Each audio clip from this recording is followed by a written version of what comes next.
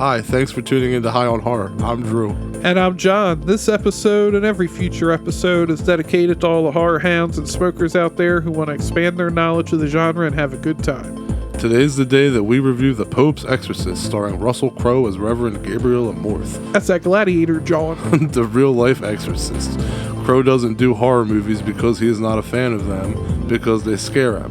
But he really wanted to play the role of Gabriel Amorth. And it's nice that someone with Crowe's capability, now tackling horror, and we're looking forward to seeing how he does. This episode will have spoilers, be warned. All that and more today on High on Horror. Interviews, reviews, and the latest news all rolled into one.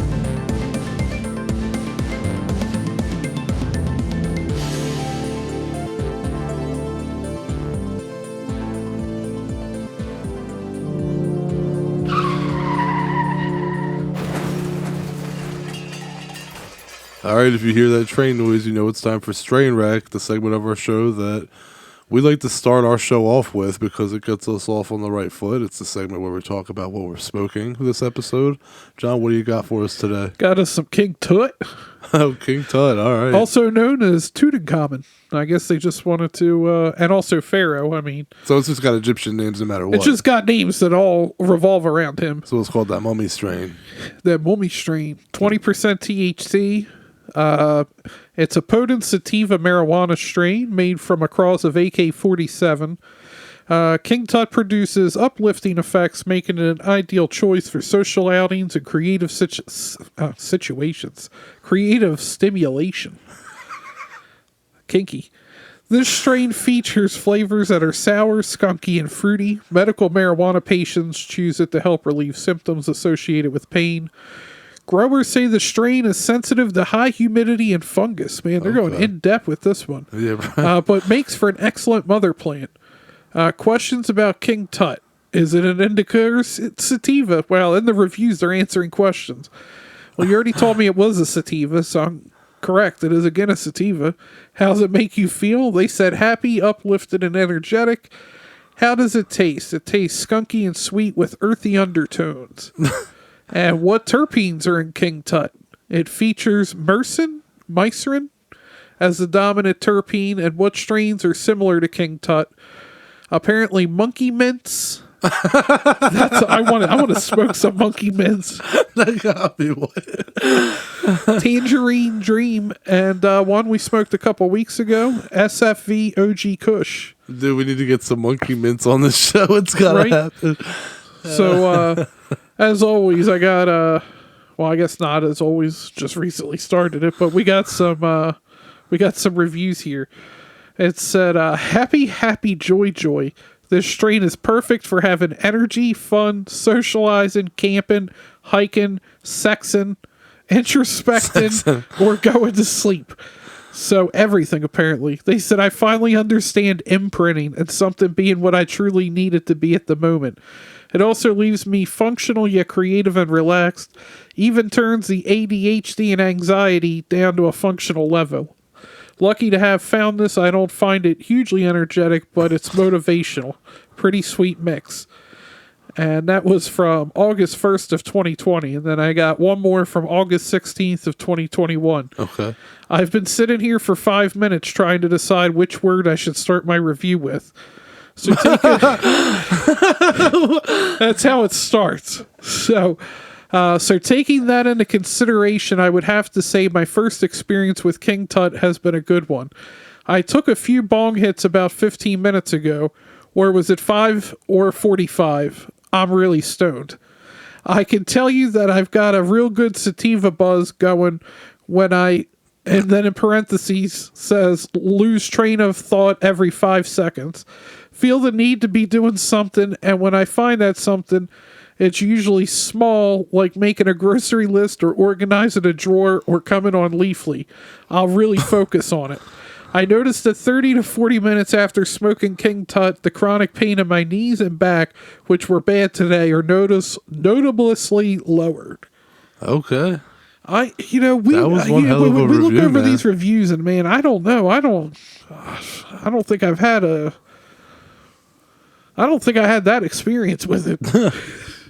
Yeah, I would agree. But that was a hell of a review. That man. Yeah, they went in depth with that one. Yeah, for really did. All right. Well, getting on to talking about movies here, man. I wanted to talk about like zombie movies and possession movies for a second, because like zombie movies and possession movies are the most overdone films in horror. Would you agree with that? I feel like Right? that's been the last two trends. Yeah, man. And it was funny because at the beginning of the zombie, at the beginning of the zombie outbreak, I was like, "Damn! Finally, we're getting some zombie movies." Now I'm like, "God damn it! Stop making zombie movies." Yes, exactly. Yeah, exactly.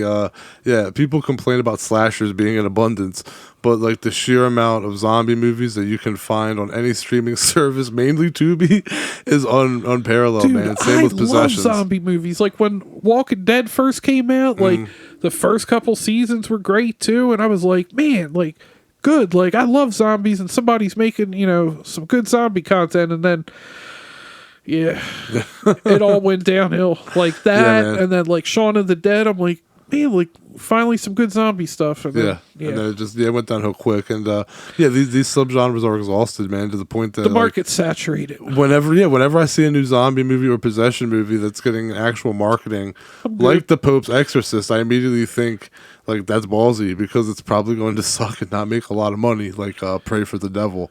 Did you watch that yet? No, you told me not to. Oh my god, man. Yeah, that's all. I'll leave it here. Check the website That's like if you want to you read my review on that. I one. always I pretty much listen to you when it comes to that. Like if you and I could put up with some bad movies, if you just flat out tell me like don't even watch it, I'm gonna just make you like angry, okay, yeah. like if you're gonna go that far and tell me not even just like a lot of times we just go, oh yeah, it was bad. But if Yeah. you're telling me, oh, it was terrible, like don't even waste your time, I'm like, okay. Yeah, I appreciate the fact that you put your trust in me like that. I mean, it didn't look good to me to start with. Yeah. And then That was like the nail in the coffin for you. I was like, all right. But what is so different about the Pope's Exorcist that makes it not terrible and actually worth watching? It's based on true events, but all exorcism movies say that anymore, right? Like I mean, like every movie is based on true events nowadays. Yeah, I mean, they basically took reality TV and moved it to the movies.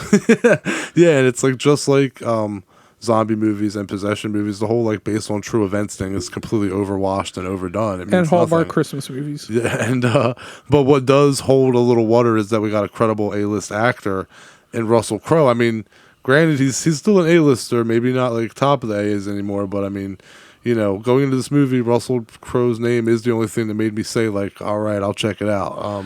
I mean, yeah, I know what you mean about being A-lister, but maybe not so much. Now, it'd be like Robert Duvall, like he still carries weight because of his name and his career. So, like, Right, exactly. it's kind of the same thing with Russell Crowe. But Yeah. yeah, your comment earlier about he doesn't like horror movies. I see him being a snob about horror movies. I can see don't- that too. I could see it like. Just like too super uptight and like just Yeah. does only probably likes like Jaws and like the elite ones and And I stuff feel like that. like because this one's religious is why he did it. Maybe but I honestly could say that I probably wouldn't have watched this if Crow wasn't in it. I'm just burned out on exorcism movies. I mean, we would have had to have seen it anyway. But before we go into the movie, I want to talk about a few things here. Feel free to chime in at any point if you have anything you want to say. I don't know how much of this you know already, but to you listeners out there, here's some knowledge for you about some behind the scenes stuff about the movie. The Exorcist was Reverend Gabriel Amorth's favorite movie in real life. He said What a surprise. He said that The Exorcist was the movie that came the closest to what he does as an exorcist, and he actually became very good friends with the Exorcist director William Friedkin. They were like best friends. They were very good friends. Did not know that. Did you? I didn't know they were good friends. Yeah, it's pretty cool, right? I Yeah. mean, yeah. And in fact, in 2017, I wonder if he liked Constantine. maybe, but and yeah, in 2017, Friedkin he legit made a documentary with Amorth called "The Devil and the Devil and Father Amorth" about the ninth exorcism of an Italian woman. Did you check this out? It was on Shudder. No. I haven't checked it out yet. Yeah, I wouldn't. Really? Yeah, it's like my wife and I watched it, but it didn't convince us of anything. Like, even though it was filmed very real and documentary style, every time something significant happened, like the demon spoke or a limb twisted or anything like that, it was always off camera, and like it was always just like word of mouth, like somebody coming out of a room and describing to us what happened. It was really quite weak. That sucks. Like, I hate this. I mean, so it wasn't even suspenseful with stuff happening off camera. No, like you're kind of like, oh shit, what's gonna happen? What's gonna happen? And then it's like the camera just leaves the room, and then So like Blair Witch. yeah, it's it leaves you to question how much of it was actually real and not just like why was nothing ever caught on camera, you know? But anyway, the other thing I wanted to talk about was how The Exorcist actually scared Russell Crowe. He said that he was 14 in a packed theater of about like 500 people, and that the usher was fucking with the crowd by hitting the ceiling with a broom. And he said that like they were not amused, they were pissed. And I liked what he said. He said that you know how I feel about The Exorcist. He said what the usher was doing was unnecessary because it's like as if you need to add shit to The Exorcist. And I think that's a really true statement because like you really don't need to add anything to The Exorcist. That's overkill. I mean, for people like Nicole, apparently, me and her were talking about The Exorcist recently, and she was like, I mean, I guess if I saw it when I was younger, I would have thought it was scary, but I don't really see how it's scary. I was like, really? Nah, that's fuck that. All the man. stuff you're scared of, but not The Exorcist. Well, I guess I'll stop rambling here, and we can actually get into the movie, man. Take us through it. All right, The Pope's Exorcist is a 2023 American supernatural horror movie. Julius Avery directs, while the screenplay based on Father Gabriel Amorth's 1990 book, An Exorcist Tells His Story, and his 1992 book, An Exorcist More Stories, was written by Michael Petroni and Evan Spilotopoulos is what I'm going to go with. Yeah. Spilotopoulos. Yeah, we'll go with that. Russell Crowe stars as Amorth alongside supporting actors Daniel Zavato, Alex Esso, and Franco Nero. Screen Gems acquired the rights to Amorth's tale, and production began in 2020. And after a change in director and script revisions, I was terrible. This fucking King Tut, man. I just blame the weed every week. It works. Yeah, right. Filming was shot in Ireland from August to October of 2022. And the movie was released on April 6, 2023 in multiple countries, and in the United States on April 14th. Although it grossed $66 million globally, the film has garnered mixed reviews from critics. And we started in 1987. I was just a year old. I don't even think you were born yet, right? No, it was 1987 is my birth year. Well, Yeah. I guess they didn't give a month. Yeah, true. Yeah, how you gonna So just if it was count me out? if it was August or later, you're alive. Yeah. Anyway, Father Gabriel Amorth, the Pope's trusted exorcist, travels to an Italian village to assist a man possessed by a demon. Amorth employs a Saint Benedict metal sacramental to exorcise the demon, which drives it into a pig and then he kills it with a shotgun.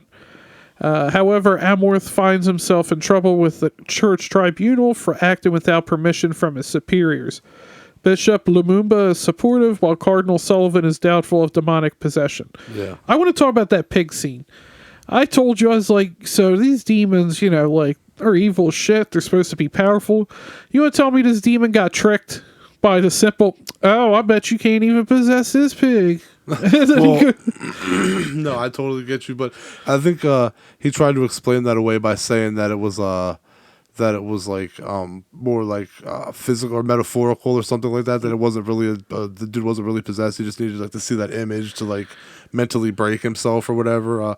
I thought the pig scene was kind of cool because it was like kind of barbaric and like old school, and I'm not really I'm fine with the scene. I just feel like it's supposed to be like this demon. No, I agree with you. Yeah, 100%. I totally get that. It's like, damn, you stupid demon. The Pope signs Amorth to exorcise a young American boy named Henry in Spain. And Henry, along with his mother Julia and sister Amy, have come to take possession of an old Spanish abbey left to them by Henry's deceased father. Unfortunately, Henry becomes possessed, and Amorth and his assistant, Father Esquivel, fucking can't say that one. Esquibel. Attempt to exorcise him without success. The demon even possesses Amy at times, adding to the complexity of the whole situation. Can I just add in here? I just want to throw in, why is it that everybody besides Reagan in a possession movie, whoever gets possessed is always fucking sweaty as fuck? Like hair basted to their face, like fucking greasy looking. Like why is everybody who gets possessed automatically look like dank and sweaty? If you think about it, Reagan was the opposite. Yeah, 'cause she was breathing cold and shit. Yeah, like I wouldn't mind chilling with Reagan, man. I ain't trying to sweat. I mean, that bitch is scary, but I would be chilling with her. Like, it'd be nice air and cool. conditioned bed. Yeah, right. You never be sitting there going on people with them, be like, your mother sucks cocks in hell, bitch. And you be throwing insults out with her, like teaming up with her and shit. All right. Wait, now you teaming up with her just because her room cold. You gotta do what you gotta do so she don't attack you. I ain't trying to get puked on in my sleep. I mean, that's her problem. No, it's your problem. You got warm puke. She gonna do it because I'm gonna start swinging, and then you're gonna die. I ain't gonna die. I'm a cracker one. Man, I don't know. Reagan will throw like a dresser at you or something. Anyway, I throw right back at the bitch. Anyway, in Rome, the Pope falls ill while reading documents about the Spanish case. Amorth discovers a well on the abbey grounds leading down to a sealed-off complex deemed demonically dangerous by the church. He learns that a founder of the Spanish Inquisition and an exorcist was possessed, allowing him to infiltrate the church and commit numerous evils. And Amorth also learns the name of Henry's demon, Asmodeus. I guess we'll probably stop here for non-spoilers, but I mean, I guess I kind of gave away a spoiler, right? But anyway, all I want to say is, like, I thought this part was bullshit.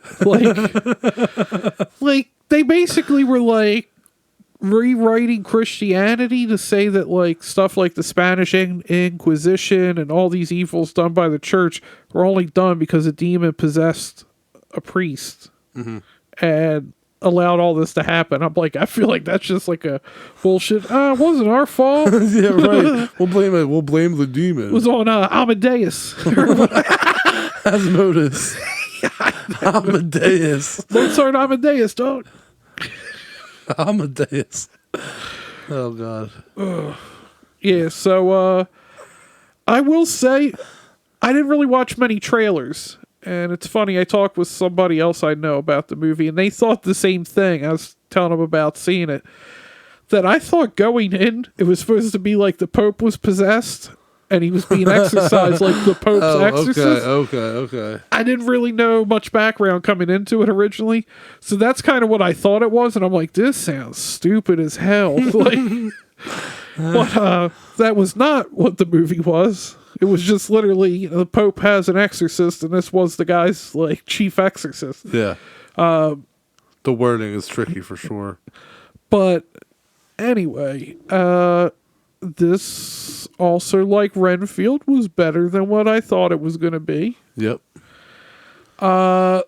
Still not better than Cocaine Bear. Yes, still not better than Cocaine Bear. Is that the best horror movie this year, Cocaine Bear? I was going to say, I don't know if I would say it's the best, but truthfully, it is the most rewatchable. I have watched this like several times. Like, it's like, especially now that it's on Peacock, I've watched it at least like 3 times in the last week. So I think it definitely has the most rewatchability so far. Totally random, just cutting off the end of my beginning of my review here. Ask a question. More rewatchability. Cocaine Bear or Willy's Wonderland? I'd have How to go about a double Willy's. bill? Yeah. Get bathed into a double bill. Oh, I'll give you a third one. You can only pick 2. So to add to that, Psycho Gorman. That'll fuck with you. No, man. Yeah, Psycho Gorman for sure. What was that? I figured, and then you got to choose. So basically, I found a roundabout way to make you choose between Cocaine Bear. I'd say Psycho Gorman and Cocaine Bear. See, I would go Willy's Wonderland, but I would Nick also Cage. go Psycho Gorman. That's just a gimme. Yeah. Butt flaps. But yeah. Anyway, it was better than what I thought. But also, like Renfield, I didn't thoroughly enjoy the movie. Yeah. But, I mean, it's better than Scream 6, which Drew decided to put on the TV for some reason while we record. I don't know why. Just because you hated it? It was booty juice, but you hated it even more. True. Yeah, you can't even argue that. All I could say, you had to think on it for half a second. Yeah. But anyway, back to the Pope's Exorcist. Russell Crowe looks weird. Like, I don't know what that haircut. He told me I just kept going on his haircut. Yeah, he said because it didn't match his beard. His beard is like Santa Claus pure white, and then he just got jet black hair. That don't add up. And it's kind of like a little bowl cut. Yeah, it's like it's like a bowl cut, but it's cut up higher. Like I don't know, it's weird. He told me like, let it go. Yeah, like 3 times through the movie, you were like, his hair, and I was like, dude. But besides Russell Crowe's look, his Italian accent was kind of funny. Like, yeah, a few times we laughed at things that were said for sure, especially at the end. Yeah, and then it was weird because, I mean, it felt like it was a straight up horror movie, and then they kind of put some action scenes in that were like over the top action scenes that you would see in like John Wick, is what you pointed out. Yeah. You were like, this feels like John Wick. And I'm like, yeah, like it was taken like as a very serious approach. And then all of a sudden, like there's these action scenes that feel more to make it almost borderline a horror comedy to me. Yeah. Like with how much, like with bodies like flying across crypts and stuff. Like it was ridiculous. Still better than Scream 6. Yeah. But anyway, with that said, I mean, the story was decent. Yeah.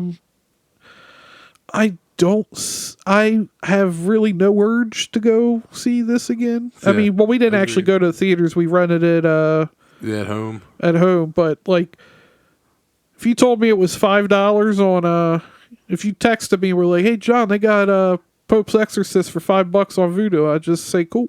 Like, yeah, you're not interested. I don't think I'm going to buy that in my collection. I'd give it like a 5.3. Damn. Hold on. First of all, how are you going to say if it was $5 you wouldn't buy it, but you were trying to convince me to buy it because I paid $20 for the rental, and you were like, how much was it to own it? I said $28. You said, I just paid for it to own it. I'm like, how are you trying to convince me? No. You're perpetrating a lie that like, or trying to imply that I said this after the movie. I was talking about pre-movie. Like, I probably would have just bought it if it was just me because of the difference. Because then I'm like, if I do like it, I don't want to spend then another $28 after I spent $20 to rent it. I just put out $48 for this movie. I'll just gamble the $8, and if I like it, I like it. But then if you I would like not have liked it. Oh well, I'll just skip it. But I have the fucking Ghostbusters remake because there was 2 other movies that were free with it, and I had to take it. I mean, it is what it is. It ain't never been watched by me.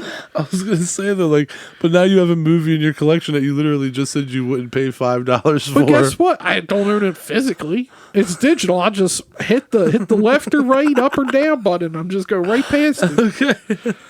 I already got 700 some movies. What's another one? My face hurts. All right. Like, but yeah, 5.3. All right. Well, for starters, this movie has my girl Alex Esso in it. Starry Eyes. I love her.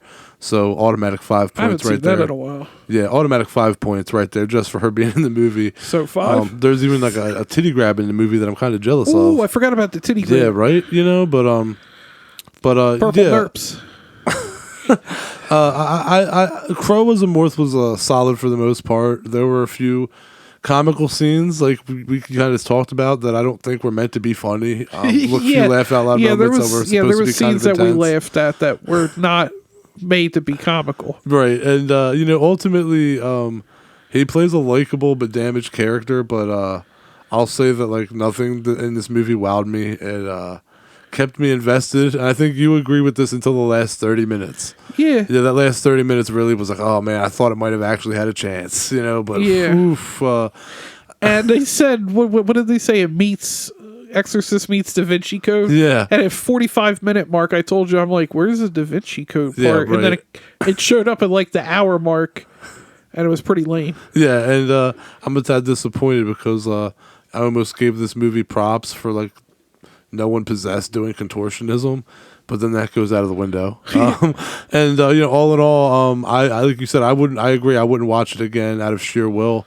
If I was with someone who hadn't seen it before and they wanted to watch it, I guess I would. But I don't see any reason to like go out of my way to see it again. Like it's a one and done for me. It's definitely not your common exorcism movie. But it's also not enough to stand out as like a worthy addition to the possession subgenre. I would give it a 6. But 6 out of 10. But 5 of those points are thanks to Alex Esso being in the movie. I'm sorry. Well, one more time. What was it? I give it a 6 out of 10.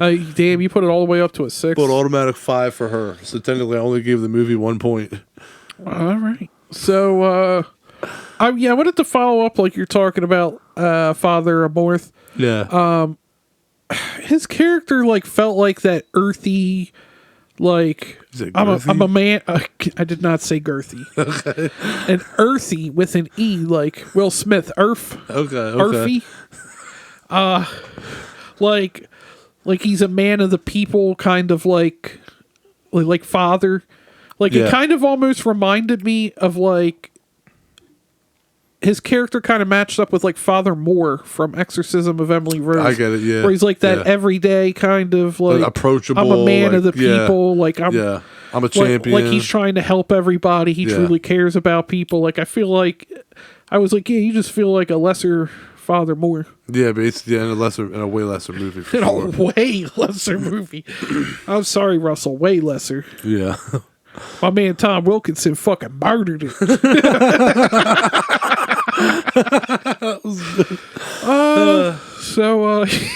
I guess we'll stop here for non-spoilers, although I feel like my high ass did give away a couple spoilers. Oops. Yeah, but like I'm telling you, you're going to thank us when you don't want to watch this. I don't think there's anything that you would hear that you'd be like, oh man, they ruined that for me on the podcast. And like I said, I'm telling you not to watch it, but I gave it the slightly watch it grade. Like a 5.3. It's just like, good enough. You tried. Put it on in the background while you're cooking some Scrapple or something. Yeah, Scrapple. All right, so we're going to get into more spoilers here. So if you don't want any, just go grab your Mountain Dew and check it out after you see it. I mean, go watch it, I guess. If you don't, you ain't messing up. Fuck it, we hit the spoilers at this point. So we got the Pope who fell ill. We find out about Osmotus, the fucking demon. So during the exorcism, Amorth and Escabel confess and absolve each other of their sins. The exorcism only succeeds when Amorth offers himself to be possessed, enabling him to identify Asmodeus and drive the demon away. And in Rome, Amorth and Escabel find that Cardinal Sullivan has been replaced by Bishop Lumumba. They gain entry to a special church archive and plan to visit numerous other evil sites and combat the devil. The film ends with a narration of Amorth's career, including the authorship of his many books and photos of the actual exorcist himself. Didn't the caption say at the end the book was good? Yes, thank you. Oh man, I forgot to look at my notes that I wrote down. That's the fucking weed. Yes, that shit had me dying because it was like he wrote many books over the years, and then it was like it just literally ended. The last thing written on the screen. The books were good. Like what? But that was just like lazy at the end, where they're like, what do we say about them? Fuck it, just say they were good. That would have been better if they were like the books were decent. Yeah. But they them Josh Hensley 3.3s. So basically, we're set up for like there to be like potential sequels. We got the Conjuring views, a new Conjuring universe. So it's gonna be the Amorth universe, dude. Damn, you made me lose my train of thought because I'm laughing. No, okay. So am I the only one here and thinking that this is kind of like the Van Helsing of possession movies? Yeah, dude. Like that body went flying across the crypt. That shit like was action so almost. ridiculous. Like some Crouching Tiger, Hidden Dragon shit. It turned into the Exorcist the beginning at the end. It's just like it was just very uninspired, and they tried to feel creepy and old, like Italy, and like it just nah. Just meh. Yeah. You ain't wrong. Or in Spain, I mean Spain rather. Yeah. Yeah. It's Europe. Cobblestones and cobwebs and all that going. Yeah. So like, yeah, if you're here, you've seen it or don't care. So if you've seen it, you probably agree. Like, it's whatever. Like, now coming to think about it, we did like the majority of the episode before the spoilers. I know. I just told you what happened at the end. Oh, I mean, sorry. Hopefully you liked the movie. If not, you or if you don't, and we saved you from having to see it. Like, or it's funny because I say that, but I gave it a grade of like it's just barely good. But like, it's one of those ones that I saw it. It was okay. I wouldn't go out of my way to like have to see it. Yeah. I definitely would not pay $20 to rent it again. No, for sure. Yeah, for sure. I don't know if I'd pay $2 for it. I mean, even Alex Esso wasn't enough to make me see it again. Yeah. Fair enough. So, fuck it. See it, don't see it, or if you saw it, like I said, see it, don't see it, or if you saw it. That's all the options. What other options are there? You left the listeners with nothing. With nothing. No updates. I'm sticking by the 5.3. All right. 6 out of 10 for me. Still better than Scream 6.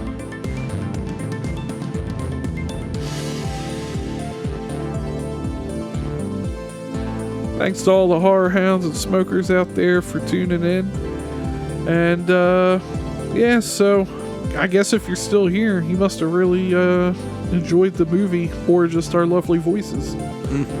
But join us next week because we have a special guest, Joe Bob fucking Briggs. That's right. He's coming here.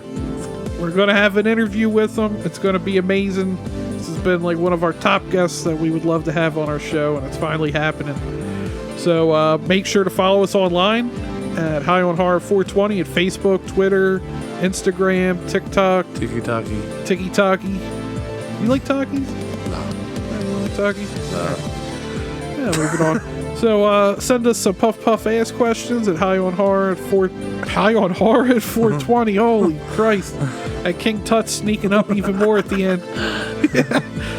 Send us some puff ass questions. High on Horror 420 at gmail.com. I almost messed it up again. Can I ask you something? Why do you always struggle through these outros? I don't know. It's like the one thing it doesn't change. The only thing it changes is we announce a guest or just tell you to like pay attention to shit. But like other than that, like everything else is the same. You figure I'd get it down, right? Yeah, man. This is why I'm a professional. Check out our website, highonhorror.com. Guess that'll about wrap her up. Catch you later. See you next week.